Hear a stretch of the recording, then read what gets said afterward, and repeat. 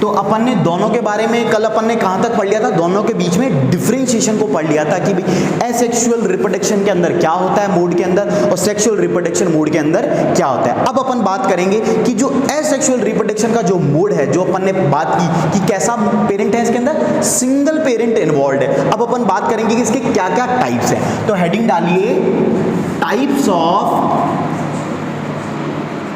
Asexual reproduction।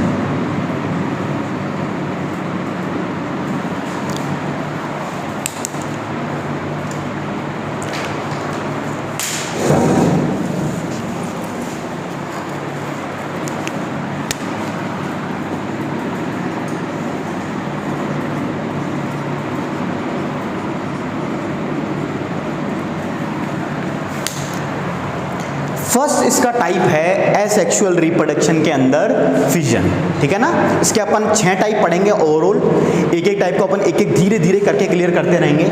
सबसे पहले बात आती है कि फिजन जो एसेक्सुअल रिप्रोडक्शन का मोड है, इसके अंदर क्या होता है, क्या क्या होता है। तो सबसे पहले कोई भी चीज पढ़ने से पहले आपको क्या पता होना चाहिए, इस वर्ड के मतलब। इस वर्ड का सिंपली मतलब होता है डिवीजन या फिर सिंपली टर्मिनेट होना। 2 पार्ट्स के अंदर, 3 पार्ट्स के अंदर सिंपली डिवीजन होना क्या कहलाता है, फिजन। तो कोई भी ऑर्गेनिज्म, एक सिंगल ऑर्गेनिज्म, ठीक है, कोई भी सिंगल ऑर्गेनिज्म क्या होता है, अगर वो अलग अलग फर्दर पार्ट्स में डिवीजन होता है तो क्या कहलाता है, वो आपका फिजन की प्रोसेस कहलाती है। आपकी क्या जो सिंपल एक यूनिसेलुलर है या चाहे मल्टी सेलुलर ऑर्गेनिज्म है, वो डिवाइड होता जाएगा तो क्या कहलाएगी, कौन सी प्रोसेस। लाइक एक कोई ऑर्गेनिज्म था, वो क्या हुआ, 1-2 ऑर्गेनिज्म में टूट गया। दूसरा जो ऑर्गेनिज्म था अगेन वो 2 में टूट गया, ये 2 में टूट गया, ये 2 में टूट गया। अगर मान लीजिए ये 2 में टूट गया है ना, ये 2 में, तो इस तरह से क्या हुआ कि पूरी की पूरी एक रैपिड मल्टीप्लिकेशन हो सकती है। यही तो अपन बात कर रहे थे कि एसेक्सुअल रिप्रोडक्शन के अंदर 1-2 स्पीसीज नहीं बनती है, कंटिन्यूअसली रैपिड मल्टीप्लिकेशन होता है। तो आप वो देख पा रहे हो कि एक ऑर्गेनिज्म कितनों में टूट सकता है, 2 में अगर बात कर रहे हैं तो सिंपली 2 में नहीं, बहुत सारों में भी टूटेगा। पेपर टाइप की बात करेंगे, ये एक 2 में टूटा, ये एक 2 में टूटा, ये फर्दर 2 में टूट सकता है। तो ऐसे करते करते करते जो इनकी जो पॉपुलेशन है वो बहुत ज्यादा इंक्रीज हो जाती है, ठीक है। तो ये बात होती है सिंपली फिजन की। अब ये 2 टाइप के होते हैं। The first one is binary fission, क्या कहेंगे, बाइनरी फिजन, और एक होता है मल्टीपल फिजन। सिंपली बाइनरी का मतलब होता है 2 और मल्टीपल आप जानते हो बहुत सारे, मैनी। तो कोई भी ऑर्गेनिज्म 2 में डिवाइड हो जाए, 2 पार्ट्स में वो बन जाए और एक अलग न्यू इंडिविजुअल बन जाए, तो वो क्या कहलाएगा, बाइनरी फिजन। वो प्रोसेस क्या कहलाएगी, आपकी बाइनरी फिजन, ठीक है। और जब बात कीजिए अगर एक सिंपल एक ऑर्गेनिज्म है वो बाइनरी ना होके बहुत सारों में टूट जाए, कंप्लीट बहुत सारों में टूट जाए, तो वो फिजन कौन सी कहलाएगी, आपकी मल्टीपल फिजन। तो बाइनरी फिजन आपको सिंपली इतना समझ में आया कि एक कंपोनेंट किस में टूट गया, 2 पार्ट्स में टूट गया, तो वो क्या कहलाएगा, बाइनरी फिजन, ठीक है ना। तो अब फिजन के बाद लिखिए, फिजन समझ में आया ना, सिंपली फिजन मींस टूटना, डिविडेशन। चलो लिखो,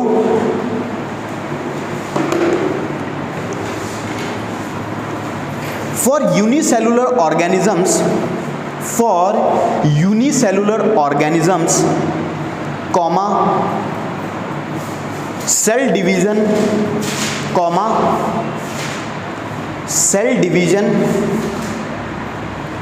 और fission leads to the creation of क्या बनेगा, एक न्यू इंडिविजुअल बनेगा, क्रिएशन ऑफ न्यू इंडिविजुअल। तो इसके अंदर पहला पॉइंट पहला डालिए इस तरह से फर्स्ट करके, बाइनरी फिजन।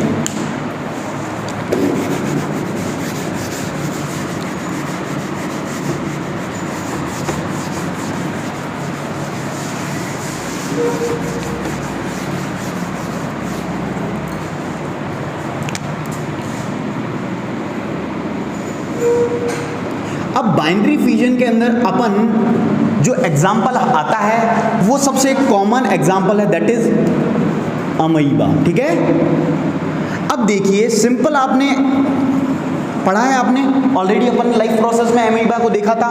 क्या होता था, ये अपनी सेल मेम्ब्रेन है, उसके अंदर कैसा है, ये न्यूक्लियस है। ठीक है, और अब क्या होता है कि इसका कैसे, ये कैसे दो बनते हैं, सिंपली जब ये एक सिंगल ऑर्गेनिज्म था तो अब ये क्या होने लग जाता है, थोड़ा थोड़ा इसके अंदर इसका जो न्यूक्लियस है उसमें डिविडेशन आ जाता है। समझ जाओगे न्यूक्लियस है। फिर बात करें एक पॉइंट के बाद जब ये न्यूक्लियस डिवाइड होने लगते हैं, धीरे धीरे ये प्रोसेस सेपरेट होने लग जाती है और इस प्रोसेस को भी एक अलग से नाम है, क्या बोलते हैं, साइटोकिनेसिस। क्या बोलते हैं, हाँ, है ना, लेकिन वो अपन को नहीं लिखना है, अपन को बस मैंने बता दिया। और फिर ये जो आपका बना,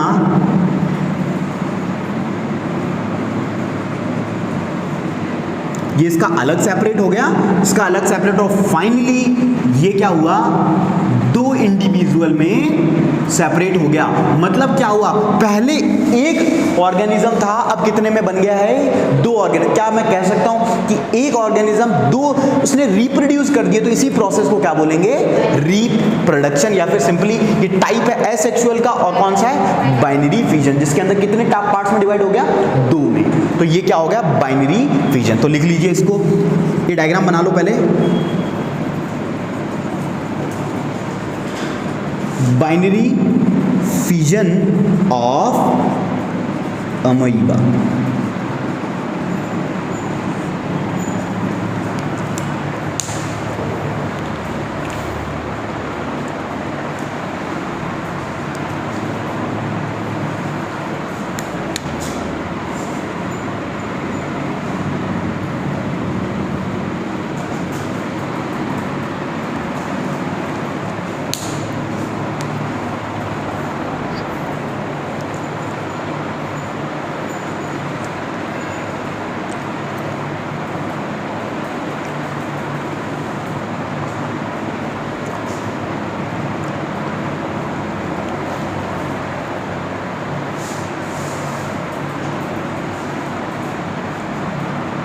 आ गया जो इसमें, सही है, दिख रहा है।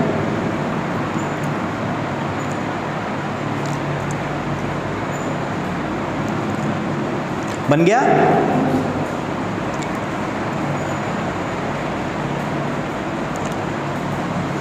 अब आगे लिखिए इसमें बाइनरी फिजन में, समझ में आ गया बाइनरी फिजन क्या है सभी को, ठीक है ना, ईशान समझ में आ गया, ठीक है। लिखिए, many bacteria and protozoa simply split into many bacteria and protozoa simply split into two equal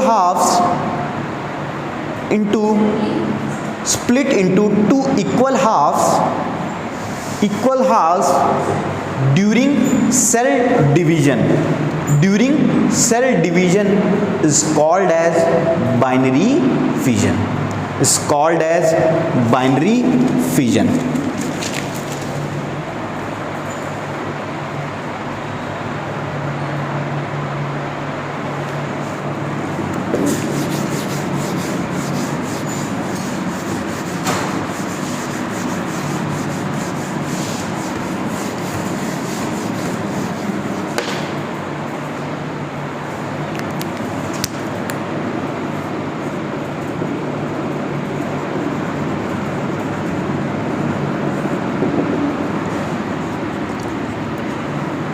देखिए, अभी अपन ने एक एग्जांपल की बात करी, बाइनरी फिजन के अंदर क्या हो रहा है कि सिंपली वो दो पार्ट्स में टूट रहा है। तो अपन देख रहे हैं कि एक स्पेसिफिक प्रकार का, जैसा वो पेरेंट सेल था वैसे ही दोनों ऑर्गेनिज्म बन गए, ठीक है।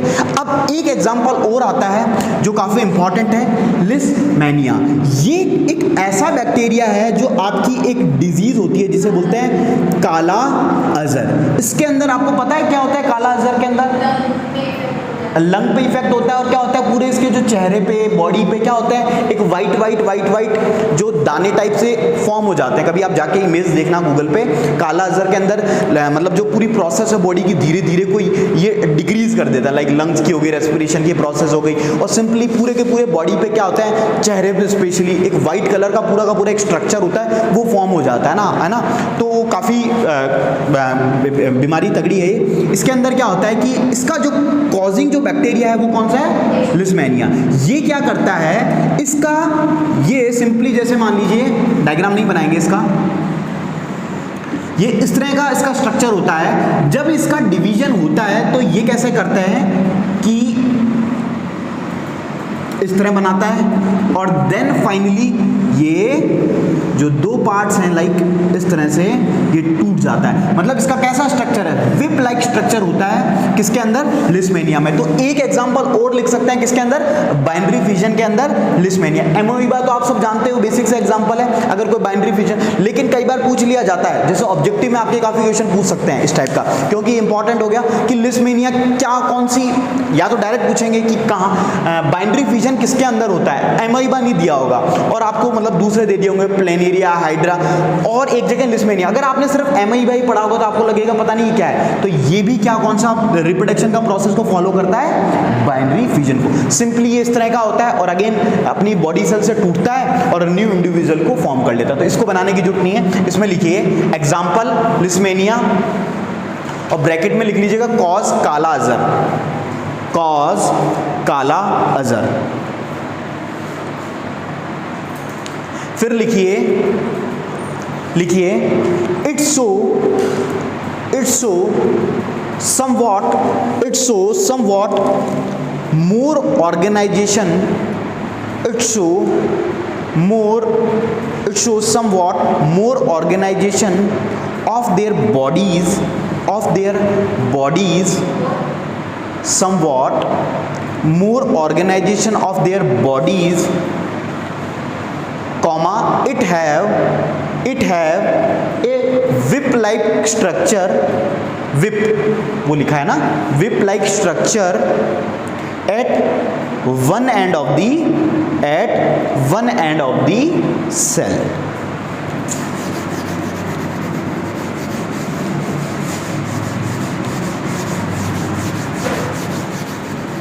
तो बाइनरी फिजन समझ में आया सभी को?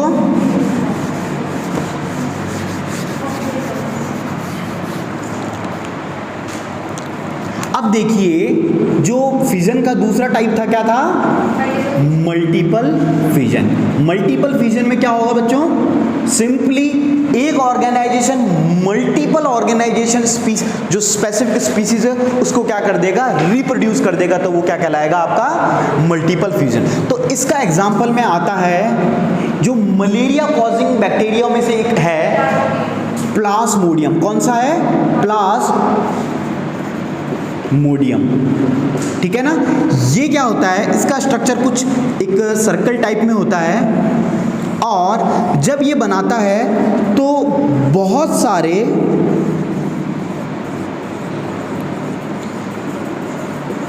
ये जो सेल्स हैं इनको क्या कर देता है, प्रोड्यूस कर देता है। कौन कर देता है, आपका प्लाज्मोडियम, ठीक है। तो ये बात थी आपके मल्टीपल फिजन की।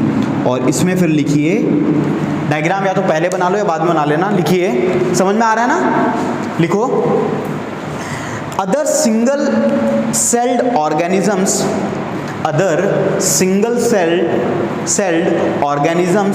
such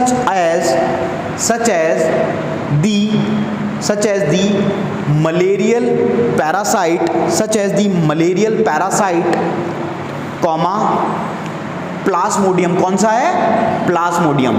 तो आपसे क्वेश्चन कैसे भी पूछे कि मलेरिया को कौन सा कॉज करता है, प्लाज्मोडियम, तो बता सकते हो Plasmodium, comma divide into many daughter cells simultaneously. और इस डायग्राम को बना लो जिन्होंने नहीं बनाया है। साइमल्टेनियस की स्पेलिंग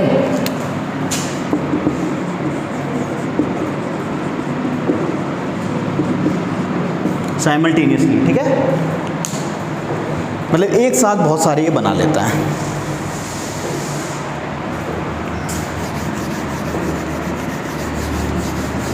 बना लिया था क्या? चलो बना लो, दिख रहा है कुछ है भी नहीं इसमें, बनाऊं वापस? गोल गोल बना लेना उसमें सेल्स और कुछ नहीं।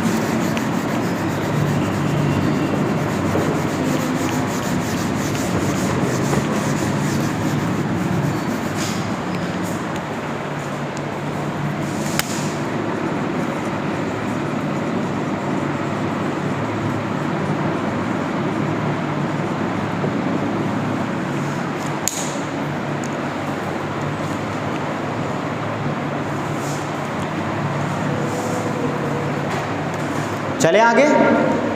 अब देखिए, अब नेक्स्ट है, अपन ने फिजन के बारे में बात कर ली। अब जो नेक्स्ट जो मेथड है of asexual reproduction that is fragmentation. तो सबसे पहले बात की जाए फ्रेगमेंटेशन का मतलब क्या होता है। फ्रेगमेंट्स का मतलब होता है लाइक अगर मान लीजिए ये एक पार्ट है ना, इसको मैं बीच में से तोड़ दूं और कह दूं कि इसके कितने फ्रेगमेंट हो गए, 2 फ्रेगमेंट हो गए। तो मतलब एक जैसे पेंसिल को आप लेके ऐसे तोड़ देते हैं, जैसे स्कूल में एक ही पेंसिल लेके आए तो बोलते हैं कि यार आधी आधी कर ले, है ना, आधी तेरी आधी मेरी। तो आप क्या करते हो, बीच में से लेके ऐसे से तोड़ लेते हो या फिर सिंपली हाथ से भी तोड़ लेते हो। तो आपने क्या कर दिया, उसको कितने फ्रेगमेंट्स में तोड़ दिया, सिंपली 2 फ्रेगमेंट्स में। आप चाहो तो उसे 2 में भी तोड़ सकते हो, 3 में भी तोड़ सकते हो, 4 में भी तोड़ सकते हो। आप में कितनी ताकत है वो उस पर डिपेंड करता है कि आप उसको 2 में तो इजीली टूट जाएगी, फिर उस छोटी वाली को 2 में तोड़ने में थोड़ी ताकत आएगी, और फिर छोटी वाली को 2 में तो तोड़ना नामुमकिन सा हो जाएगा, कट कर सकते हो। तो मतलब कितने फ्रेगमेंट से आप उसको तोड़ते हो, तो वो प्रोसेस को क्या कहते हैं, एक तरीके से फ्रेगमेंट है। मतलब एक ऑर्गेनिज्म कितने अलग अलग फ्रेगमेंट्स में टूट सकता है, तो दैट इज कॉल्ड फ्रेगमेंटेशन। इसका एग्जांपल में जो आता है स्पाइरो गैरिया, ठीक है ना। अब देखिए इसके अंदर जो इसका स्ट्रक्चर होता है वो कैसा होता है, सिंपली अपना रेक्टेंगुलर ब्लॉक की तरह होता है।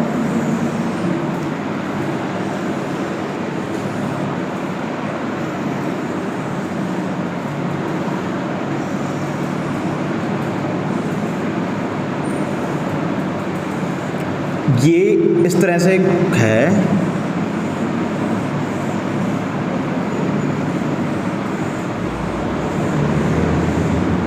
ठीक है। तो ये अपना स्ट्रक्चर होता है किसका, स्पाइरोगैरा का। अब क्या होता है कि लाइक ये मान लीजिए ये 3 पार्टों में टूटा है ना, मान लीजिए एक यहां से टूटा और यहां से, तो क्या करेगा, तो हकीकत में एक कंप्लीट जो ऑर्गेनिज्म है वो ये इतना है। अब ये टूटेगा अनकंप्लीट में, लेकिन ये जो अनकंप्लीट है यही अगेन क्या कर लेगा, न्यू इंडिविजुअल फॉर्म कर लेगा ऑटोमेटिकली। मतलब ये टूटा छोटे में, लेकिन इसने जो अगला जो इसका ऑर्गेनिज्म बना, इसने कंप्लीट ऑर्गेनिज्म फॉर्म कर लिया, ठीक है ना। तो अब जैसे इसका फ्रेगमेंट्स क्या बनेंगे,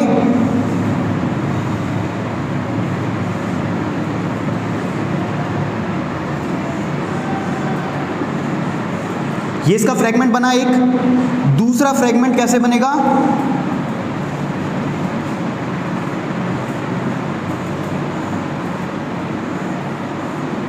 ठीक है, ये दूसरा फ्रेगमेंट, और जो तीसरा फ्रेगमेंट है that is this one.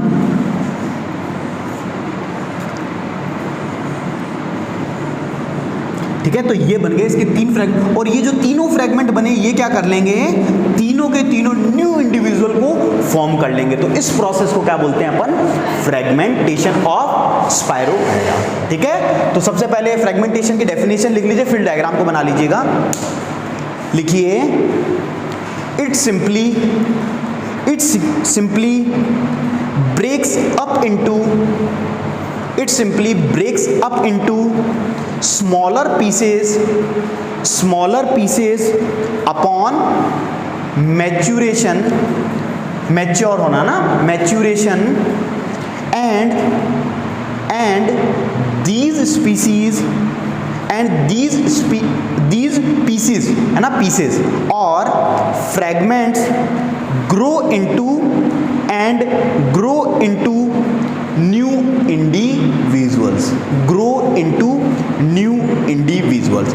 Example लिखिए स्पायरोगैरा और ये डायग्राम बना लीजिए।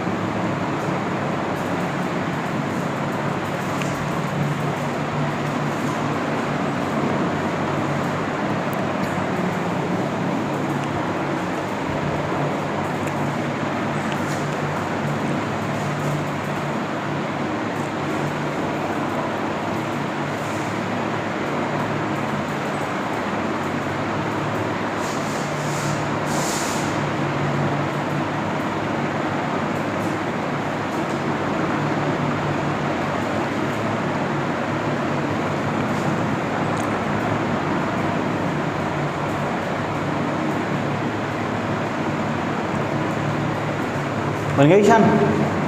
बढ़िया है, बहुत तेज हैं।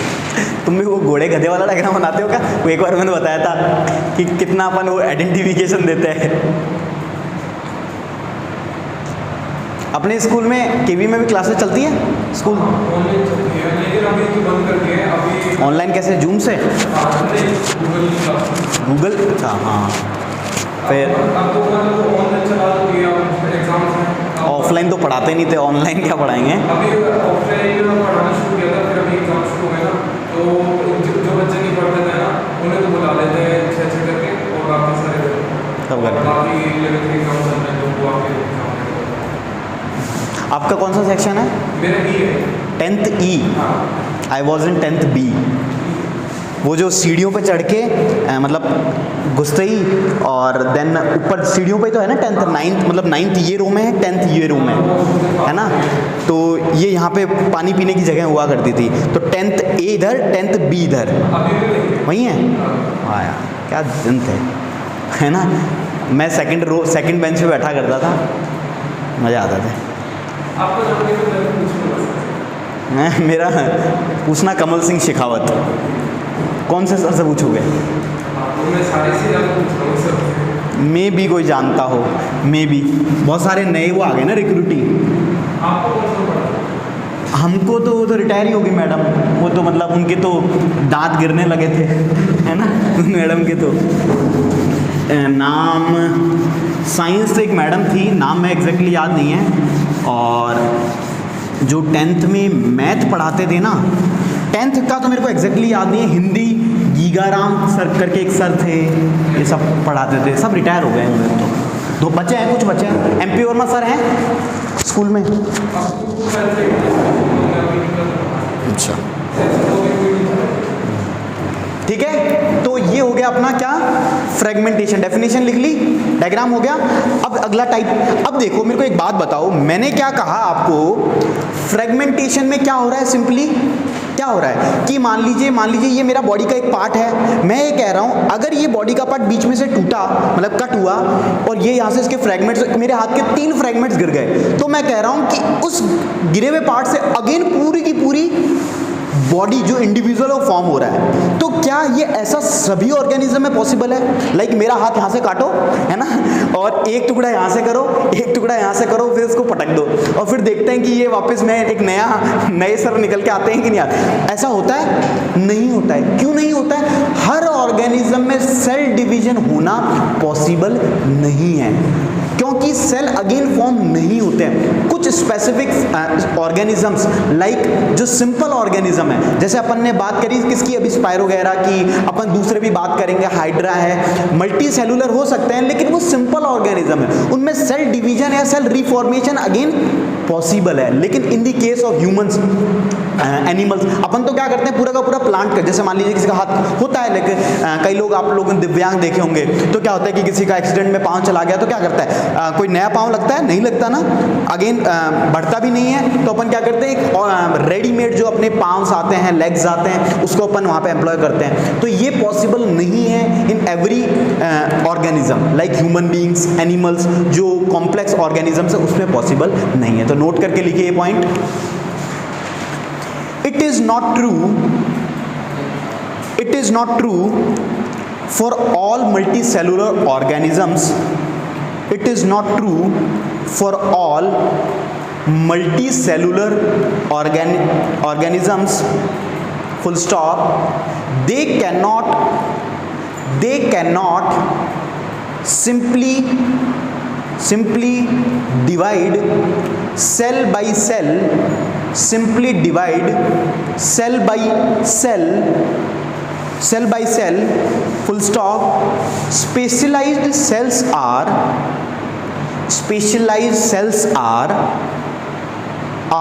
organized as tissues, and tissues are organized into organs, which then have to placed at definite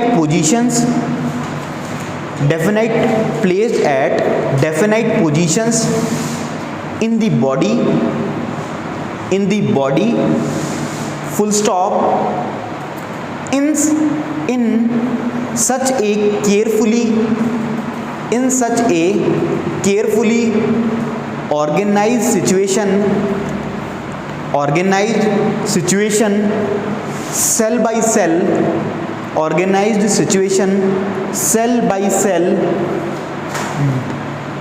division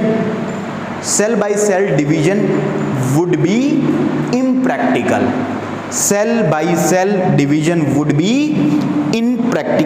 तो एक रीजन तो आपको समझ में आया क्यों है, क्योंकि अगर बात की जाए कॉम्प्लेक्स ऑर्गेनिजम्स की तो उसमें क्या है, अपने बॉडी में सबसे सिंपल यूनिट सेल का मिक्सचर क्या बनता है, टिश्यू से क्या बनते हैं, ऑर्गन से ऑर्गन सिस्टम, एंड देन क्या बनता है आपका ह्यूमन बॉडी। तो अगर मान लीजिए मैं बोल रहा था कि एक हैंड कट हो जाएगा, तो मतलब कहने का मतलब है मेरा एक ऑर्गन गया, लाइक आपको मैं कहूँ अब तो मर ही जाते हैं, जैसे मान लीजिए कहते हैं कि जैसे ये आपके गर्दन से ऊपर की चीज खराब है, शकल गंदी है, तो बोले इसको काट दो, धड़ तक ठीक है। तो ऐसा होगा कि चेंज, तो क्या हो गया, आपने पूरा ऑर्गन ही हटा दिया। तो ये है कॉम्प्लेक्स ऑर्गेनिजम्स की बात, समझ में आई बात, ठीक है, तो लिख लिया।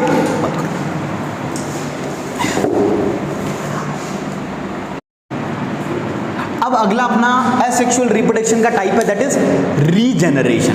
तो जो भी आपको पढ़ना है उसका सबसे पहले मतलब पता होना चाहिए। तो जनरेशन का मतलब क्या होता है, कोई चीज का डेवलपमेंट होना या फिर अगेन जनरेट हो जाना। जैसे बोलते हैं कि इलेक्ट्रिसिटी जनरेट होती है, मतलब पैदा होना, तो जनरेशन का मतलब क्या, सिंपल हिंदी में पैदा होना, और री मतलब again and again and again. तो ये क्या होता है आपका रीजनरेशन।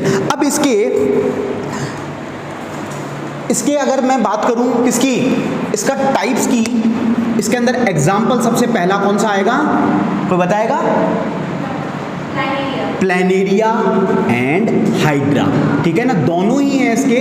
बडिंग में हाइड्रा भी अगेन काम आएगा, लेकिन अपन यहाँ पे किसको पढ़ेंगे, प्लेनेरिया को। अब देखते हैं प्लेनेरिया क्या होता है। एक मल्टी सेलुलर ऑर्गेनिज्म है, लेकिन सिंपल है, मतलब बहुत कॉम्प्लेक्स ऑर्गेनिज्म नहीं है कि उसके अंदर अलग अलग ऑर्गन सिस्टम है, आपको अलग अलग सिस्टम्स में मिल जाएगा, लाइक प्लेनेरिया। अब देखिए ये होता कैसा है, आपने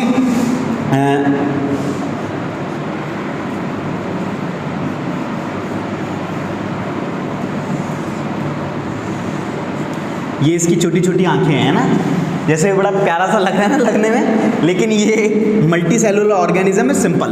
तो ये क्या करते हैं कि सिंपली रीजनरेशन के अंदर क्या होता है कि सिंपली ये अगेन क्या होते हैं, कट हो जाते हैं। लाइक मान लीजिए कोई प्रोसेस के थ्रू, ये मान लीजिए किसी टेम्परेचर की वजह से, किसी फिजिकल एक्टिविटी की वजह से कट हो गए बीच में से। मान लीजिए एक कट यहाँ से लगा, एक कट यहाँ से लगा, तो अगेन कट लगने के बाद क्या होगा कि ये किस तरह से फॉर्म हो जाएंगे,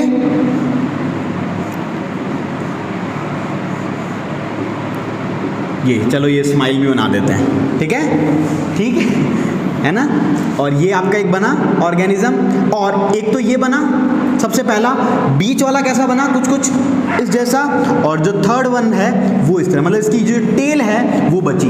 अब क्या हुआ कि ये जो पूरा स्ट्रक्चर है अगेन एक न्यू इंडिविजुअल को क्या कर लेगा, फॉर्म कर लेगा। तो इसी प्रोसेस को क्या बोलते हैं, रीजनरेशन। मतलब एक सिंपल बॉडी स्ट्रक्चर था, तो कट होने के बावजूद उसने अगेन क्या कर लिया, अपनी एक न्यू बॉडी फॉर्म कर ली। तो अगेन नोट में वही बात आ सकती है ना कि ये मल्टीपल जो कॉम्प्लेक्स ऑर्गेनिज्म है जिसमें अलग से ऑर्गन सिस्टम होता है, उसमें ये नहीं पॉसिबल है। बात समझ में आई।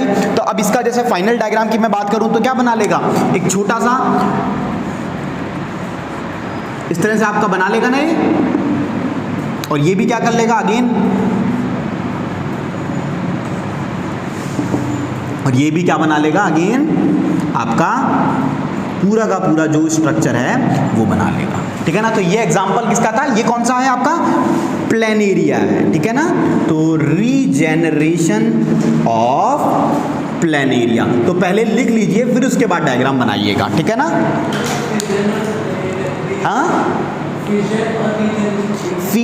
हाँ देखो कुछ कुछ फिजन के अंदर तो क्या होता है, टूटना, दो भागों में टूटना। मतलब जैसे मान लीजिए ये एक सिंगल बॉडी थी तो ये टूटी दो में, ये टूटी नहीं, इसने न्यू इंडिविजुअल फॉर्म किया, समझे। ये क्या टूटी है, इसने क्या किया, जैसे मान लो टूटना मतलब ये होता कि ये एक था और तीनों एग्जैक्टली ये क्या क्या कट हो गया बीच में से, तो उसने अगेन उस body structure again new individual form कर लिया। हाँ, फ्रेगमेंटेशन को आप कह सकते हो कि वो थोड़ा सिमिलर है इसके साथ, लेकिन फ्रेगमेंटेशन में भी एक छोटी चीज आती है कि वहां पे अपन बात करते हैं फ्रेगमेंट्स की, जैसे वहां पे है ना, तो वो क्या रहता है कि कोई जैसे मान लीजिए वो पूरा बॉडी स्ट्रक्चर अपन स्पायरोगैरा का बनाया था, तो हर बार वो नहीं होता कि वो न्यू इंडिविजुअल फॉर्म कर ले, हर बार ये पॉसिबल नहीं है, वो फ्रेगमेंट्स में भी जिंदा रह सकता है। लेकिन इस केस में क्या होगा, ये न्यू, क्या सिर्फ ये इतना ही रहेगा, नहीं, ये फिर अगेन क्या कर लेगा, अपनी टेल को बना लेगा। ये इतना ही रहेगा, नहीं, अपनी टेल भी बनाएगा, हेड भी बनाएगा, और ये अपना पूरा ऊपर का बॉडी स्ट्रक्चर बना। तो ये प्रोसेस है किसकी, रीजनरेशन। कुछ कुछ मिलती जुलती है नो डाउट, ठीक है ना, थोड़ा थोड़ा सा वेरिएशन है। अभी जैसे अपन बडिंग पढ़ेंगे, वेजिटेटिव प्रोपागेशन और बडिंग में भी आपको कुछ कुछ सिमिलैरिटीज मिलेंगी, ठीक है ना। तो लिखिए इसमें रीजनरेशन में लिखिए, when the simple animals like hydra and planaria, when these simple animals like hydra and planaria develop a new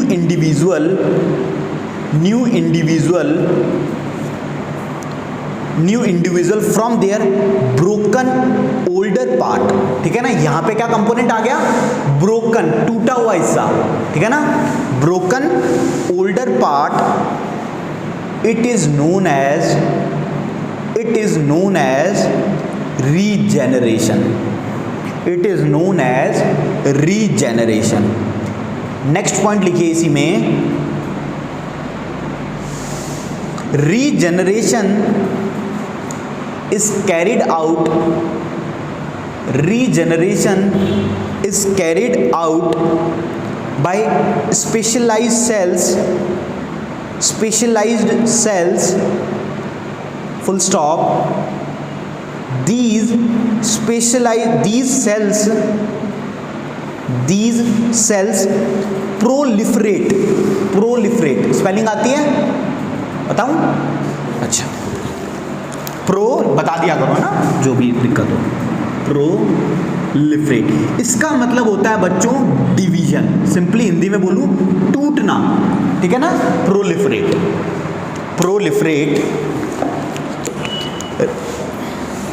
these cells proliferate and make large number of cells full stop.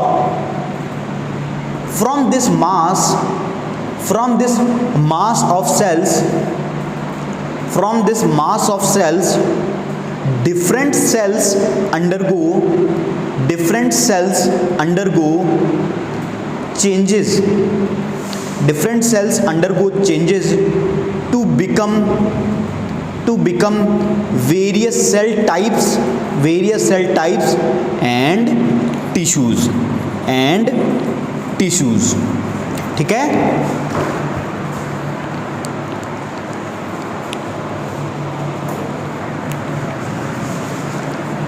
तो ये हो गया अपना regeneration.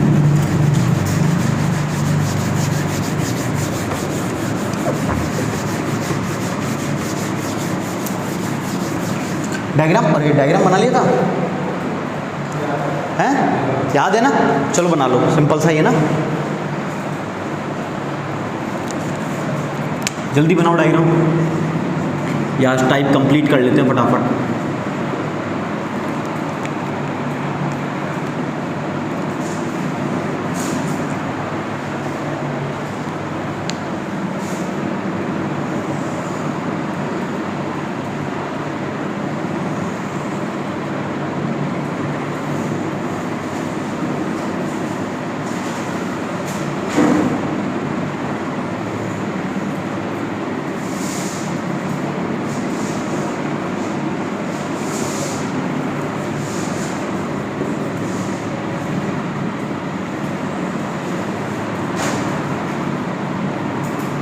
जिसका बन जाए वो फिर मेरे साथ साथ साथ बनाने लग जाना।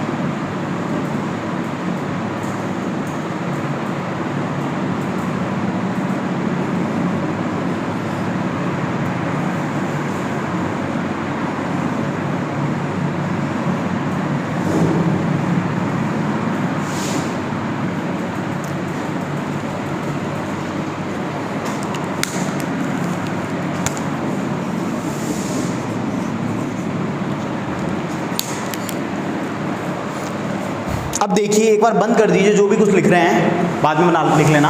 अब देखिए, the next type of asexual reproduction is budding. Budding का मतलब होता है, सबसे पहले बडिंग मतलब आईएनजी लग गया तो कोई प्रोसेस होगी सिंपली।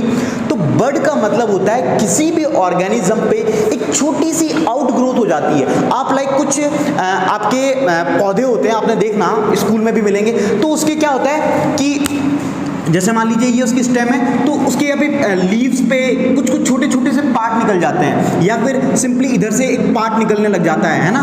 तो ये क्या होता है आपके, इसको बोलते हैं बड। बड मीन्स होता है सिंपली उस ऑर्गेनिज्म पे, किसी भी प्लांट पे एक आउटग्रोथ हो जाना एक्सटर्नली, बाहर के तरफ। फिर वो जो आउटग्रोथ है वो धीरे धीरे क्या होने लग जाती है, ग्रो करने लग जाती है, and finally this outgrowth becomes a complete similar organism जो उसका पेरेंट बॉडी है। तो क्या करता है, और अल्टीमेटली जब ये पूरी कंप्लीट बन जाती है तो ये क्या कर गया, न्यू इंडिविजुअल फॉर्म कर गया। और इसी प्रोसेस को क्या बोलते हैं अपन, सिंपली बडिंग। ठीक है, तो वो पहले वाले का डायग्राम बन गया था, इसका बना रहे हो, चलो बना लो। इसमें लिख लीजिएगा फिगर बडिंग इन हाइड। ये किसका है, हाइड्रा है ना, एक सिंपल मल्टीसेलुलर ऑर्गेनिज्म है, सिंपल हाइड्रा।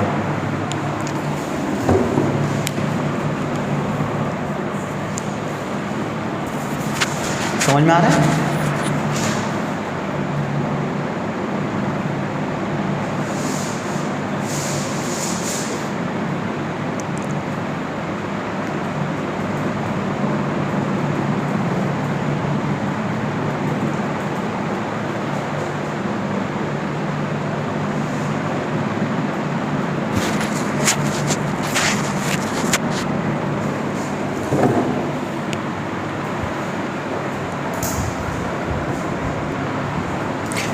लिखिए बडिंग में,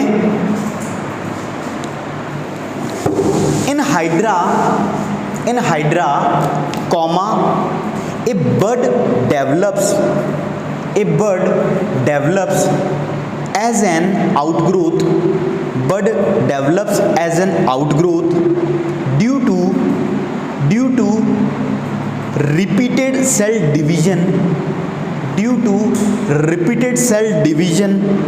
at one specific site,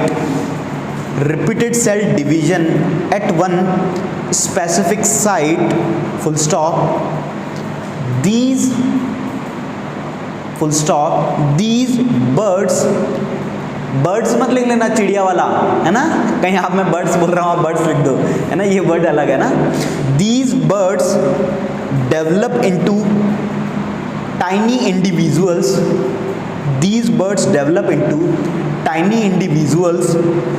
and when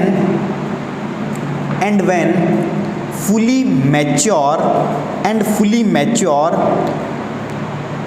comma detach from the parent body, और क्या हो जाएंगे, डिटैच मीन्स हट जाएंगे वहां से और एक न्यू ऑर्गेनिज्म फॉर्म हो जाएंगे। Detach from the parent body and become new independent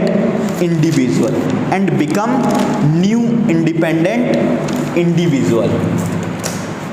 example क्या क्या है इसका, एक तो एग्जाम्पल मैंने आपको किसका बताई दिया, हाइड्रा का। एक एग्जाम्पल ये प्रोसेस होती है, अगेन कोई बताएगा किसमें,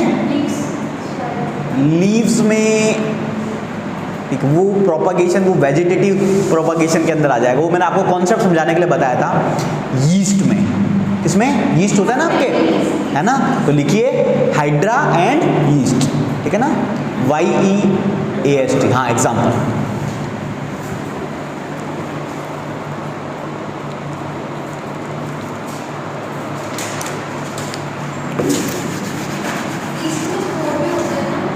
स्पोर फॉर्मेशन, बिल्कुल अभी पढ़ेंगे, वो अपना राइजोपस हो जाएगा, स्पेशली फंगस है, अभी वो बात करेंगे।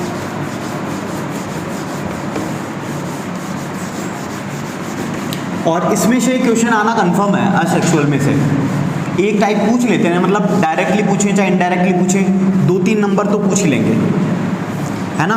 और रिप्रोडक्शन के अंदर आगे में से एक टॉपिक है दैट इज हेल्थ का जो टॉपिक अपन इसमें इंक्लूड करेंगे ना, है ना, रिप्रोडक्टिव हेल्थ, उसमें से भी काफ़ी इंपॉर्टेंट होता है। और तो जैसे सब चीज़ें इसकी इंपॉर्टेंट है ही कि कहाँ क्या क्या चीज़ें हैं। अब देखिए तो कितने टाइप हो गए अपने, 4। तो 5th है वेजिटेटिव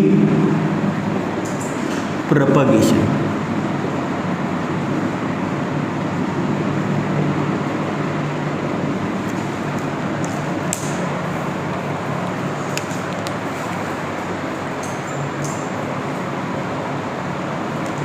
अब देखिए इधर सब आप लोगों ने सिंपली स्कूल्स में, अपने घर में गार्डन्स वगैरह देखे हैं, आपने क्या करा कि आपको रोज का प्लांट होता है ना, रोज, है ना, तो आप क्या करते हो कि उसका बीज लेके आते हो क्या कभी, क्या करते हो, सिंपली एक किसी के घर में चुपके से जाते हो, उसके अंदर से उसका थोड़ी सी ऊपर से काट के एक डंडी, एक स्टेम काट के आप क्या करते हो, अपने घर में पानी लगाते हो और बोलते हो कि अब मेरे फूल लगेंगे और बढ़िया मैं उसको सूंघूंगा। स्कूल में ले जाने के बचपन में होता है ना, बॉयज़ तो नहीं करते, गर्ल्स बड़ा करती थी, बड़ा सूंघने के लिए, मे बी टीचर्स के लिए लेके जाते थे, मे बी, है ना, कि आज टीचर दे लो मैडम मेरी तरफ से, है ना, और बच्चे भी लेके चल जाते थे। तो आपने वहाँ पे क्या किया, क्या आपने कोई रोज का प्लांट उगाने के लिए क्या अलग से सीड डाला, नहीं, आपने क्या किया, जो एक ऑलरेडी प्लांट बॉडी थी वहाँ से एक स्टेम को कट किया, सिंपली आप क्या करते हो, कैंची से काट के, चक्कू से काट के ले आते हो और फिर अपनी ज़मीन में उसको अच्छे से लगाते हो, 2-4 पानी 5-7 दिन पानी देने के बाद आप क्या देखते हो कि उसके अंदर छोटी छोटी सी जो लीव्स है, मतलब उसमें अंदर ग्रोथ होने लग गई। ऐसा क्यों हो रहा है, तो ये क्या कर रहा है, वेजिटेटिव प्रोपागेशन का यही एजेंडा है, मतलब वो प्लांट्स या फिर वो ऐसे ट्रीज या फिर ऐसे ऑर्गेनिजम्स जो क्या करते हैं, सिंपली अब ये आ रही है वेजिटेटिव मीन्स का प्लांट्स के अंदर आ जाएगा ये केस तो, और जिसके अंदर सीड्स की रिक्वायरमेंट नहीं होती और आप उसको बिना सीड के इजीली अगर आपको उसको रिप्रोड्यूस, तो मतलब हकीकत में देखो रिप्रोडक्शन ही तो हुआ, वहां से आप तोड़ के लिया है, लेकिन आपने अलग से अपना एक न्यू ऑर्गेनिज्म जो प्लांट है रिप्रोड्यूस कर दिया। तो ये जो प्रोसेस होती है सिंपली रोज के अंदर होती है, और कौन कौन से में होती है, पटेटो में होती है। आपने आलू क्या करते हो, सिंपली घर में जो आलू लेके आते हो आप 2-3 आलू के टुकड़े करके जमीन में डाल देते हो तो क्या बन जाते हैं, आलू के पौधे बन जाते हैं, और वो ऊपर ग्रो करते हैं और नीचे आपके आलू लगते हैं। आलू ऊपर तो नहीं लगते, कहीं आलू तोड़ तोड़ के ऊपर से बोले कि आज एक आलू लग गया। और एक चीज ये भी देखना, जब भी आप ऐसा, हम लोग बड़ा करते, आप कैंट में रहे हो कभी फादर के साथ, तो कैंट में क्या होता था ना कि पीछे गार्डन होता था क्वार्टर के पीछे, मेरी फादर डिफेंस में थे, तो क्या करते थे कि वो मतलब एक आपने पौधा उगाया तो एक कंपटीशन चलता था, बोले तेरे क्या होगा, बोले मेरे तो 4 भिंडी होगी, ऐसी कोई बात नहीं है, घमंड नहीं किया मैंने, है ना। तो 4 भिंडी लगा के रोज उसको देखते रहते थे, पानी देके, यार ये कब बड़ी होगी, इसकी सब्जियां भी खानी है। फिर मैं बोला ज़्यादा हो गई ना तो मैं तो बेचने भी जाऊँगा, मतलब हमारी क्या ग्रोसरी होती थी, अलग से ग्रोसरी होती है ना जहाँ से अपन सब्जी लेकर, बोले इसको ना ज़्यादा उग गई ना, ज़्यादा मतलब 2-4 बीज ला के मिल जाते थे, वहाँ बीज की अलग से होती थी तो वो उगा देते थे। तो बोले अगर ज़्यादा उग गई थी ना तो फिर मेरा एक बोले कि पूरी अपनी खेती चलेगी। तो फिर उसको रोज़ एक पानी दे के अगले दिन सुबह उठते ही पहले भाग के जाते थे, और क्या देखना कि भाई ये भिंडी उगी कि नहीं, लंबी हुई कि नहीं। तो फिर उसकी जिस दिन सब्जी बनती थी ना तब तक वेट करते थे, आज तो बोले मेरी वाली भिंडी की सब्जी है, तो भिंडी का बड़ा शौक होता। तो वहाँ पे अपन सिंपली क्या करते थे कि भाई बीज के हैं, या फिर अगर दूसरे के घर से ला रहे हैं तो कुछ ऐसे प्लांट्स हैं लाइक बनाना हुआ, आपका रोज हुआ, है ना, तो ऐसे कुछ प्लांट्स हैं जिसके अंदर without the help of seeds अपन क्या कर रहे हैं, न्यू प्लांट को रिप्रोड्यूस कर रहे हैं। तो यही प्रोसेस क्या कहलाती है, आपकी वेजिटेटिव प्रोपगेशन। समझ में आई बात? तो लिखिए वेजिटेटिव प्रोपगेशन में लिखिए a mode of reproduction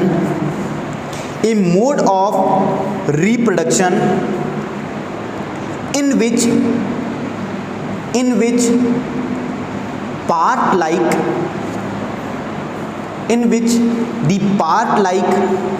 the stem, root, कोई जरूरी नहीं है स्टेम, रूट को भी लेके जा सकते हो, stem comma root comma leaves develop into new plants under favourable condition. अब मैंने यहाँ पे फेवरेबल क्यों लिखा है, कोई बताएगा इसका मतलब क्यों?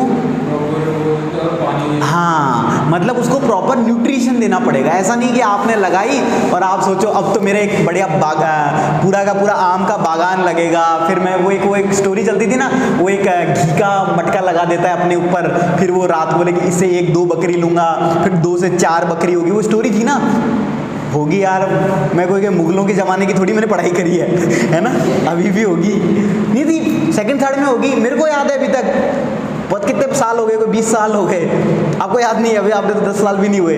तो कि मैं 2 वो लेके आता था, एक किसान, वो घी होता है ना, तो घी जमा करता रहता है, बोले एक मेरा वो ढक्कन हो गया घी का, अब मतलब वो मटकी सी, तो फिर सपने सोचता है यार इसको बेचूंगा मैं, 2 बकरी लेके आऊँगा, फिर 2 बकरियों से उसके 4-4 बच्चे होंगे, फिर उन 4 बच्चों को बेच के फिर 4 बकरी लेके आऊँगा, फिर 4 से ऐसा करता करता बोले पूरा का पूरा वो एक झुंड खोल लूँगा, फिर मैं एक ज़मीन लूँगा, फिर वो क्या करता है नींद में उसको लात मार देता है और उसका सारा घी नीचे आ जाता है। और तो ये वो बोलते हैं ना ख्याली पुलाव, तो ख्याली पुलाव पकाते थे। तो ये क्या होता है आपका, सिंपली समझ में आया, वेजिटेटिव प्रोपगेशन। फिर लिखिए, तो फेवरेबल कंडीशन का मतलब क्या है, आपको उसको प्रॉपर न्यूट्रिशन, लाइक अगर वो पौधा है आप उसको बहुत ही गर्मी में रख दिया, पानी नहीं दे रहे हो, प्रॉपर खाद नहीं डाला, तो क्या कर जाएगा, जल जाएगा। तो इसलिए मैंने कहा अंडर फेवरेबल कंडीशन, ठीक है ना।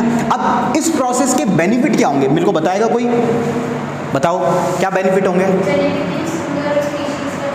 जेनेटिकली सिमिलर स्पीसीज में, इसका मतलब क्या होगा,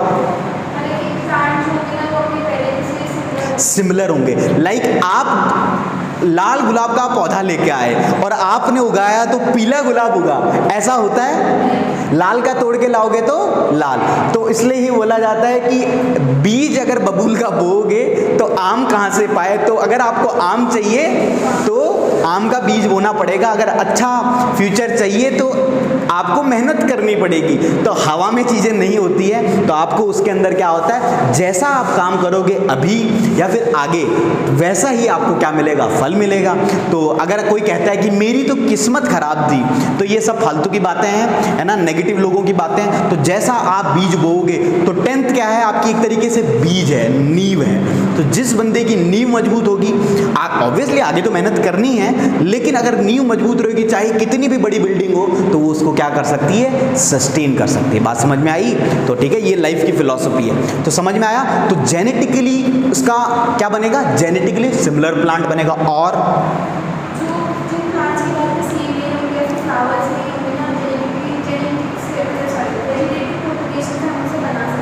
जिनके, हाँ, अब जैसे वो प्लांट्स जिनके कोई बीज बनते ही नहीं है, अब क्या करें, उसको वापस कैसे रिप्रोड्यूस करें? भाई जैसे मान लो मैंने कहा आम है, आम की क्या आता है, आम खाते हो, गुठली फेंकते नहीं थे हम, तो बचपन में उगा के आते थे कि अब तो आम का पेड़ उगेगा, लेकिन उगता नहीं था। हम शायद मे भी उग जाता होगा, शायद हम 1-2 दिन पानी देके रह जाते होंगे।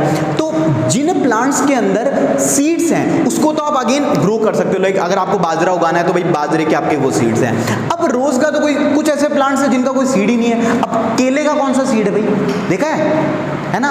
तो वैसे प्लांट्स जो सीड लेस हैं, उनको आप इस मेथड के थ्रू उगा सकते हो ना, ऑब्वियसली। और क्या होगा इसका एडवांटेज? क्या शॉर्ट टाइम पीरियड में तो थोड़ा सा देखो, एक तो इजी उगाना आपको बीज के थ्रू होगा या इसके थ्रू होगा, है ना? टाइम तो देखो थोड़ा, वो एक पॉइंट नहीं हुआ। और सोचो कुछ और, सोचो आप लोग भी सोचो, कोई जरूरी नहीं है सब बुक से ही, कुछ आपके दिमाग से भी आ सकता है। हाँ, इजी रहेगा, ऑब्वियसली इजी है कि, और क्या क्या हो सकता है? और जो प्रॉपर्टीज पहले वाले प्लांट में थी, वो इसमें भी आएंगी, है ना, जेनेटिक। तो अब लिखिए एक एक करके, तो लिखिए बेनिफिट्स। बेनिफिट्स में पहला लिखिए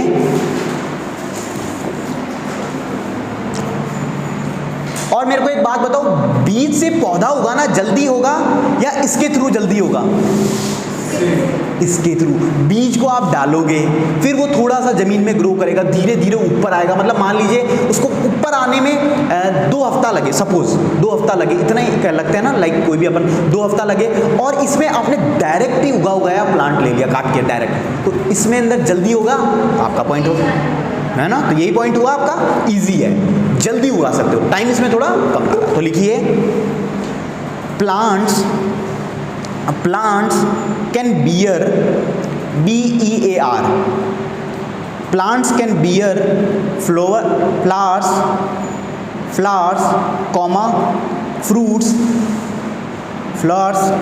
fruits earlier than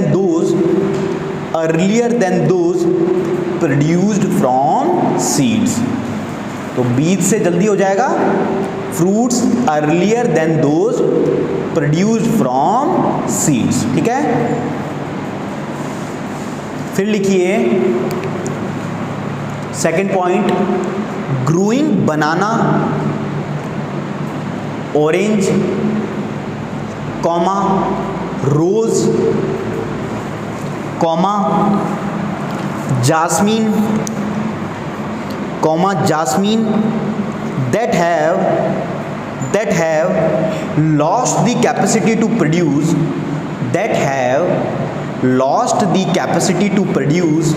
seeds। तो वो पौधे जो सीड्स बनाने की कैपेसिटी खो चुके हैं, तो उनका भी अपन क्या कर सकते हैं, उनको रिप्रोड्यूस कर सकते हैं। फोर्थ लिखिए, थर्ड, genetically similarity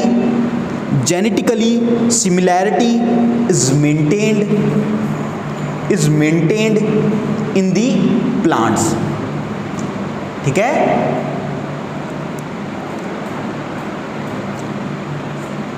फोर्थ लिखिए सीडलेस,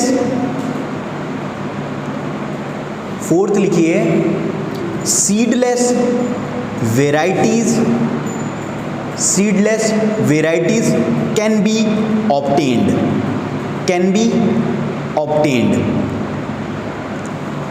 ठीक है। तो एक टाइप तो आपको रोज हो गया, बनाना हो गया, जैस्मीन हो गया, और कुछ आप एग्जाम्पल में लिखिए। एग्जाम्पल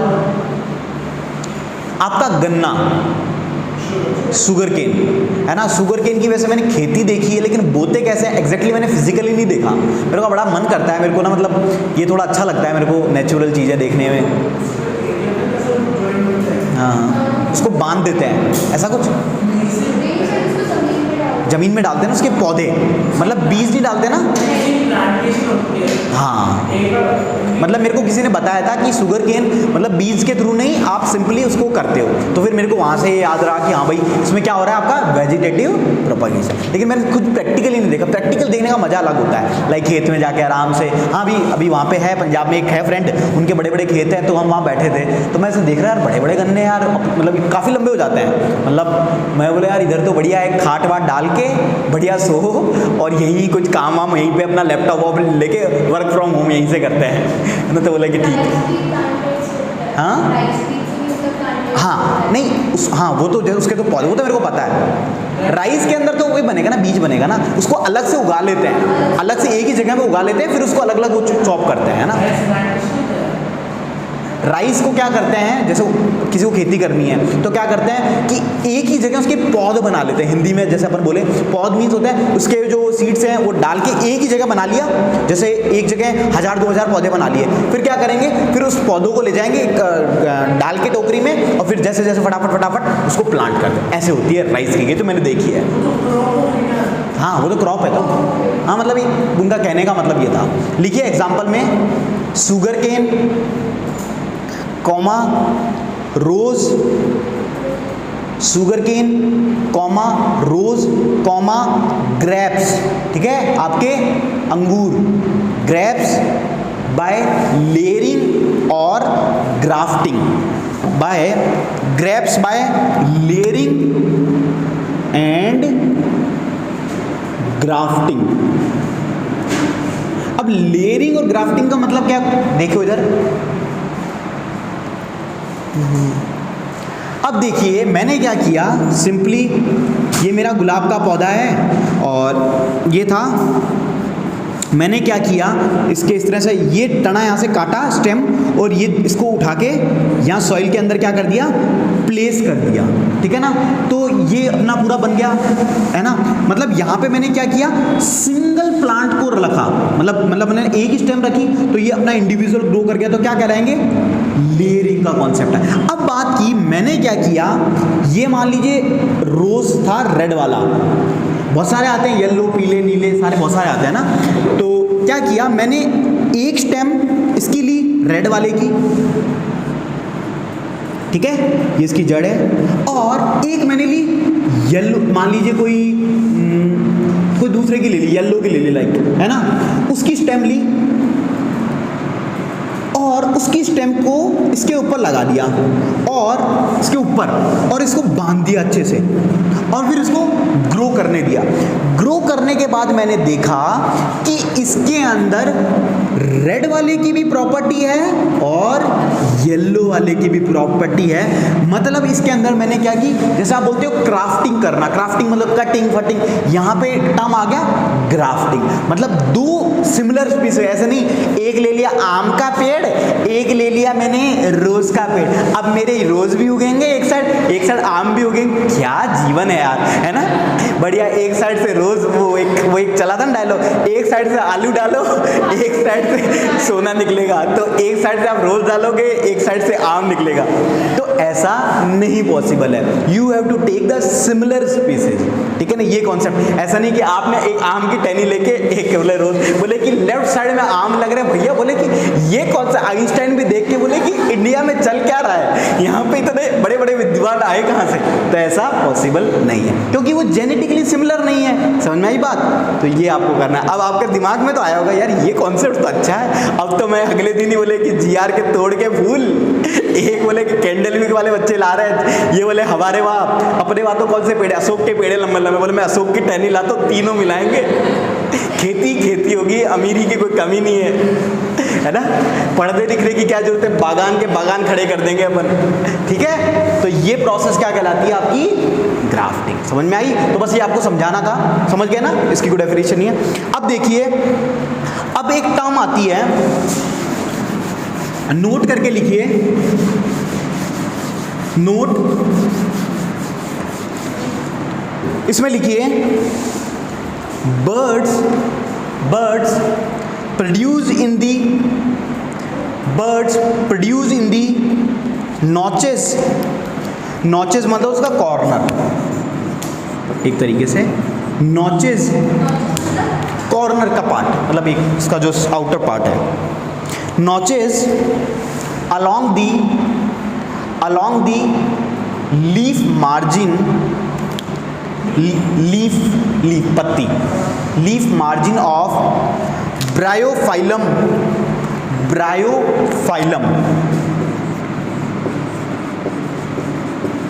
अब ये एक अलग प्रकार का इसके अंदर पौधा है, पत्ती होती है, ब्रायोफाइलम। लिखिए, पहले लिख लीजिए, बता, Bryophyllum fall on the soil and develop into new plant,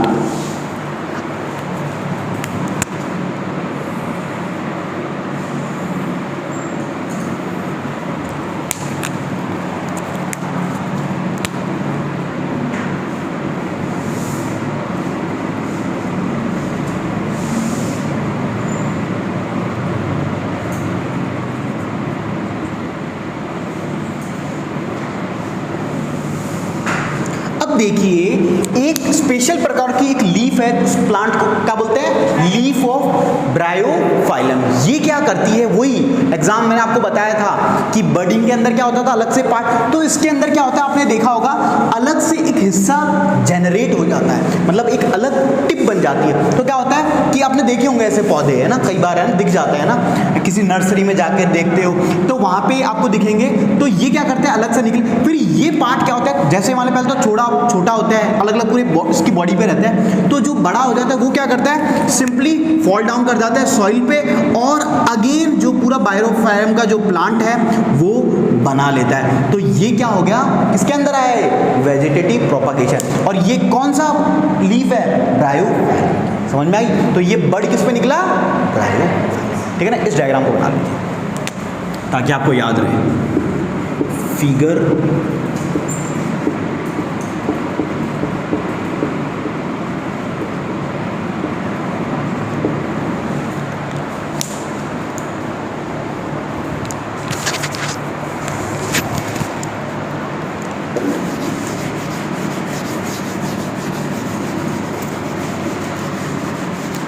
ये वेजिटेटिव प्रोपागेशन, सपोज कई लोगों को ना इसमें इस करियर में बड़ा इंटरेस्ट है, बड़ा इंटरेस्टिंग करियर, नो डाउट, है ना। एग्रीकल्चर ये सब्जेक्ट होता है पूरा, इसमें इंजीनियरिंग भी होती है, एग्रीकल्चर इंजीनियरिंग भी होती है, एग्रीकल्चर में बीएससी भी होती है, बैचलर इन साइंस, बड़ा अच्छा टॉपिक है ना, मास्टर्स भी होती है। और ये क्या है ना कि यार अल्टीमेटली कितना अच्छा प्रोफेशन है ना, कि आप अलग अलग तरीकों से की खेती है जो आपकी एग्रीकल्चर है उसको कैसे बढ़ा। देखो पता है ना कि अभी पता है मेरे को पर्सनली क्या लगता है ना कि जैसे मान लीजिए कोई अपन क्या होता है ना कि किसी बच्चे से जैसे पूछते हैं क्या बनना है, तो उसके एक शुरू से बचपन से, जैसे मान लीजिए कोई किसान का बच्चा है ना, तो एक वो रहती है क्या बनना है, कोई बोलेगा डॉक्टर बनना है, कोई बोलेगा आर्मी में जाना है, कोई बोलेगा इंजीनियर बनना है, कोई बोलेगा मुझे सीए, मतलब एक बता रहा हूँ ना, बुरा मानना ना, है ना सीए कोई नहीं सुनता, हमारे तो है ना। तो क्या होता है कि मतलब आप एक स्पेसिफिक करियर को देखते हो, तो मतलब लेकिन किसान कभी ये नहीं बोलता कि तू किसानी करना, है ना। लेकिन जब आप बात करते हो फॉरेंस की, तो वहां पे क्या होता है, ये बहुत तगड़ा प्रोफेशन है। अगर सच्ची में आपको इस एग्रीकल्चर की नॉलेज हो तो क्या आप अलग, जैसे मान लीजिए जैसे आप सिंपल एक खेती करते हो, जैसे क्रॉप के अंदर बात करें कि भाई गर्मियों में अपन को बाजरा है, सर्दियों में अपन को क्या गेहूं उगाना है, तो ये खेती। लेकिन आजकल कितनी प्रकार की अच्छी, जैसे मान लीजिए आपने सब्जी खाई होगी, उसकी क्या बोलते हैं, मेंढक की छतरी, क्या बोलते हैं, मशरूम। तो कितना महंगा बिकता है ना, खाइए, अरे वाह, है ना। तो उसको क्या है, उसका एक अलग हॉर्टिकल्चर आपने सुना होगा एक टर्म, है ना।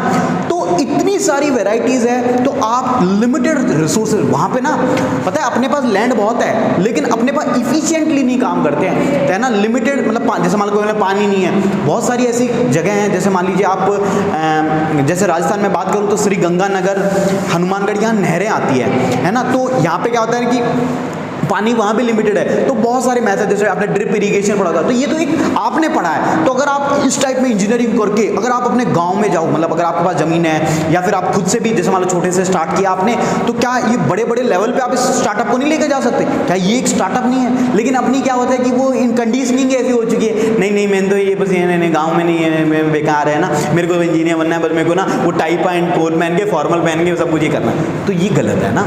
तो आप काम कोई भी छोटा नहीं बड़ा होता, काम आप उसको कैसे करते हो, that is more important. APJ Abdul Kalam कितने डिसेंट से आदमी है ना, बढ़िया जमीन पे बैठ जाते थे, बहुत सारे कॉन्फ्रेंसेज होते हैं, मैंने उनके बहुत सारे वीडियोस देखे हैं। अभी 2015 में एक्सपायर हुए थे, मेरे को याद है ना, जब मैं थर्ड ईयर में था इंजीनियरिंग के, तब ज़मीन पे बैठ जाते थे और इजीली बच्चों के साथ इंटरेक्ट कर रहे हैं, छोटे छोटे किस लेवल के बंदे हैं, लेकिन वो एकदम कहाँ पे, ग्राउंड पे। सिंपली वो क्या थे, टीचर ही तो थे, पढ़ाते पढ़ाते ही मरे हैं वो, पता है आपको, लेक्चर देने गए थे।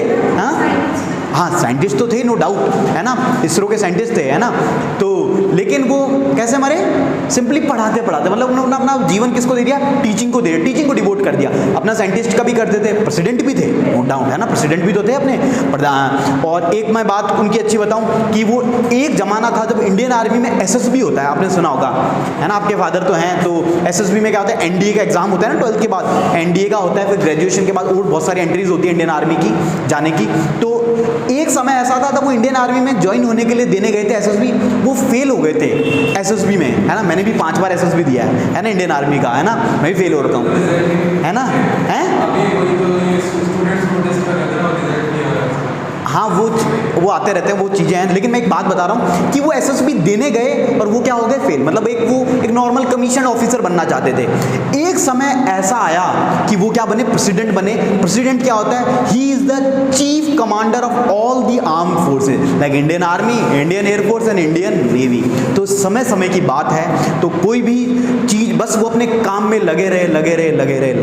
और अभी मेरे को मैं एक बार हॉस्पिटल में था, तो मतलब कोई हमारे फैमिली में रिलेटिव, तो उनके एक वो इंडियन नेवी, मतलब उनका जो ड्राइवर थे ना, तो वो मेरे को मिले, मतलब उनके ड्राइवर थे इस सोनी हॉस्पिटल में ही। तो वो मेरे साथ मेरे पास में बेड पे बैठे थे, तो वो बता रहे थे कि मैं वो इंडियन नेवी में थे, वैसे जो बंदे आर्म फोर्सेस के थे, बोले मैं उनका ड्राइवर था। तो वो मेरे को बता रहे, बोले कि 2 जोड़ी कपड़े रखते थे। जो बंदा फिजिकली, एक तो आप सुनते हो कहानियाँ, एक बंदा जो उनके साथ रहता था, बोले कि वो ऐसे बोलते हैं, आई हैव टेक वन, वो इस तरह से बोलते थे, है ना, आई हैव टेक वन, मतलब उनकी जो लैंग्वेज साउथ के थे ना, तो उनकी वो इतनी अपनी तरह फ्लुएंटली नहीं बोलते थे, है ना। You will take my car, I will call you, then you will receive my, बस सिंपली 2 जोड़ी कपड़े, अपनी एक लाइफ बुक, पूरा जो उनको क्वार्टर मिलके रहता था, कुछ नहीं। जो 5 लाख तनख्वाह मिलती थी, प्रेसिडेंट की तनख्वाह 5 लाख होती है ना पर मंथ की, और वाइस प्रेसिडेंट की 2.5 लाख, ऐसे होता है ना। तो बोले कि जितना आता था 5 लाख, तो अपना बेसिक सा 2 कपड़े वही एक जैसी, उसको एक दिन धो लिया, एक दिन पहन लिया। कभी कॉन्फ्रेंस में मेरे को कॉल करते थे और अपना बुक पढ़ते रहते थे, है ना। बच्चों से कभी इंटर जाते कहाँ, स्कूलों में चले जाते थे, इतने नॉर्मल आदमी। और आप लोग, अपन लोगों को क्या होता है, अरे यार मेरे को ना ये लग्जरी लाइफ चाहिए, नहीं ये काम तो मैं नहीं करूँगा, मैंने तो ये बड़ी पढ़ाई करी है, मैंने तो ये वो किया है। समझ में आई बात, है ना। तो कभी भी कोई काम छोटा बड़ा नहीं होता, आपका उसमें डेडिकेशन क्या है, आप उसमें क्या फाइंड करते हो, है ना, वो इम्पॉर्टेंट है। लाइक मेरी मैं बात करूँ, मेरे को मिलती हैप्पीनेस कहाँ मिलती है, आप लोगों में, है ना, सिंपली, है ना। कि आप लोगों को मैं अगर अच्छी एजुकेशन दे सकूँ, अगर आप में से कोई एक भी अच्छी जगह कुछ पहुँचे, एक क्यों सभी पहुँचोगे नो डाउट, है ना। तो कितनी बड़ी बात है कि आप एक पूरी की पूरी, एक अगर बंदा किसी फैमिली में अगर पढ़ जाता है तो कहते हैं कि उसकी 7 पुश्तें सुधर गई, है ना। तो ये एक मोटिवेशन है मेरे लिए, सबके लिए अपना अपना होता है, ठीक है ना। तो ये चीज़ है। तो क्या ये एक देश को कंट्रीब्यूट करना नहीं है, ये भी देश को कंट्रीब्यूट ही करना है। अब देखिए एक टॉपिक आता है, दैट इज टिश्यू कल्चर।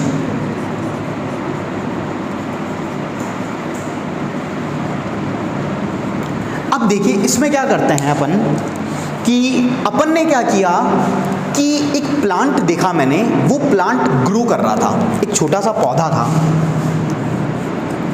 ये ग्रो कर रहा था, एक यहाँ से और इसके ये लीफ थी, और या फिर एक इसका यहाँ से एक स्टेम ग्रो कर रही थी। मैंने क्या किया, इस छोटी सी स्टेम को, बहुत छोटी सी स्टेम को, लाइक बहुत बहुत छोटे लेवल पे मैंने एक कट करके एक आर्टिफिशियल मीडियम में इसको रख दिया। कैसे मीडियम में?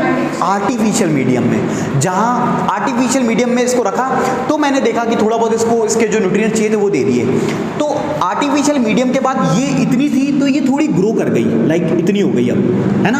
अब ग्रो करने के बाद क्या, मैंने इसको सिंपली बोलेंगे आर्टिफिशियल एक ट्यूब है, टेस्ट ट्यूब है सिंपली।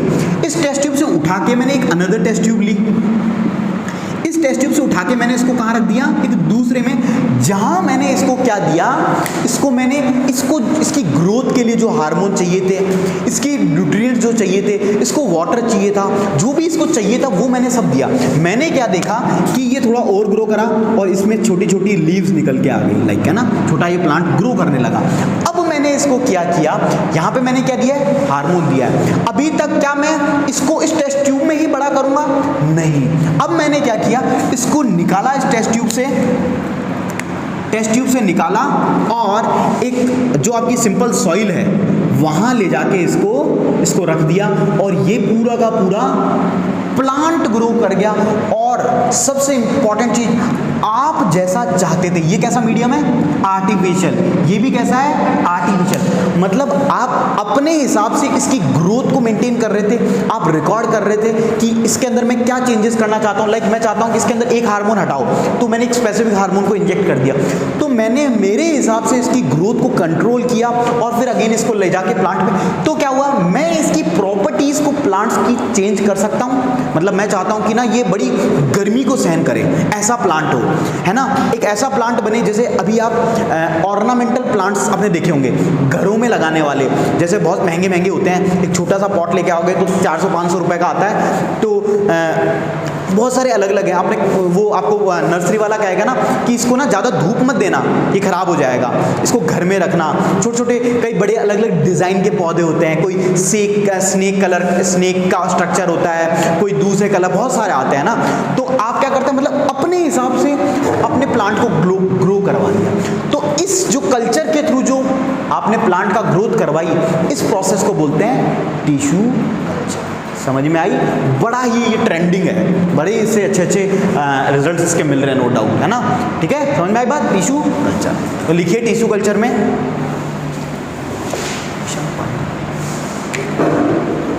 है,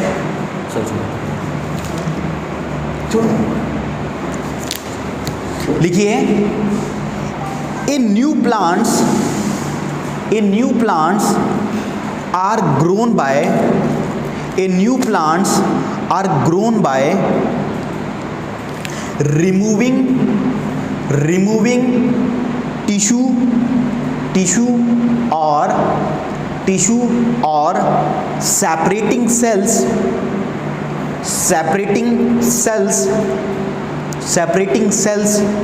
from the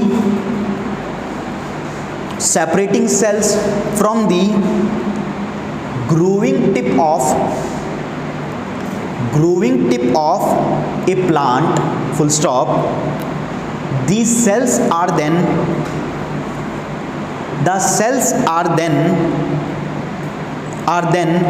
placed in an artificial medium where they divide rapidly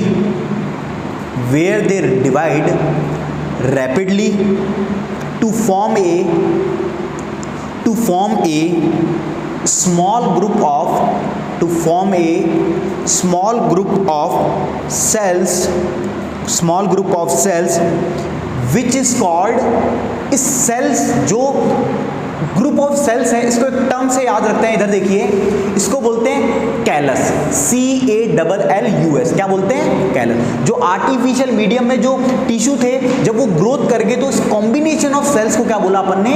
callus. तो कैलस को, फिर कैलस को उठा के कहाँ रखेंगे, दूसरी टेस्ट ट्यूब में रखेंगे, फिर उससे क्या बनाएंगे, बड़ा प्लांट। तो लिखिए are called as callus, CALLUS, full stop. Next लिखिए, नेक्स्ट पैराग्राफ में इसी में, the callus is then transferred, the callus is then transferred to another medium containing,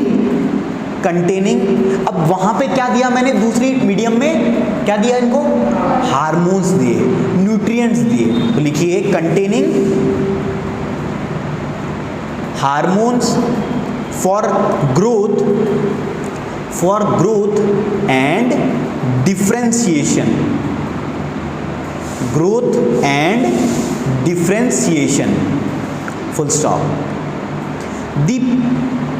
अब जो वो छोटा पौधा बना, इसको मैं कह सकता हूं, इसको बोलेंगे प्लांटलेट। क्या बोलेंगे, व्हाट वी से, प्लांटलेट।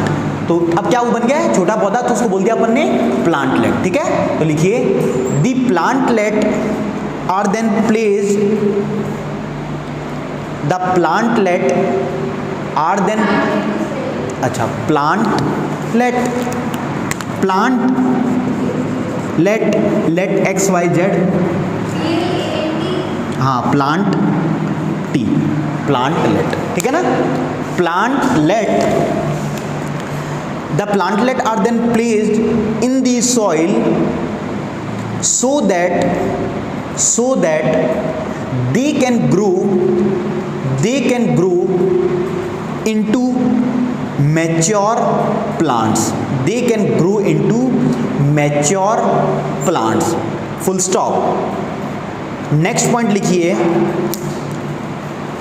तो इस तरह से अपन क्या बना सकते हैं, ऑर्नामेंटल प्लांट्स बनाते हैं। और साथ ही साथ लाइक किसी एक स्पेसिफिक प्लांट में कोई पहले सपोज कोई डिजीज होगी, कोई एक प्रॉब्लम होगी, तो क्या जब अपन ने नया बनाया तो उसको अपन रिमूव कर सकते हैं, क्योंकि अब क्या कर रहे हैं, अपने कंट्रोल में आ गई है वो चीज।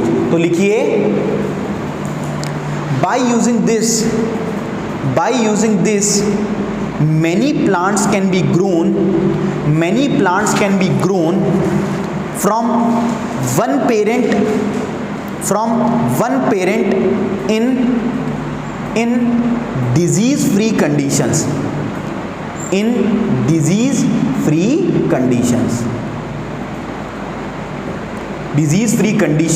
full stop। This technique is commonly used for ornamental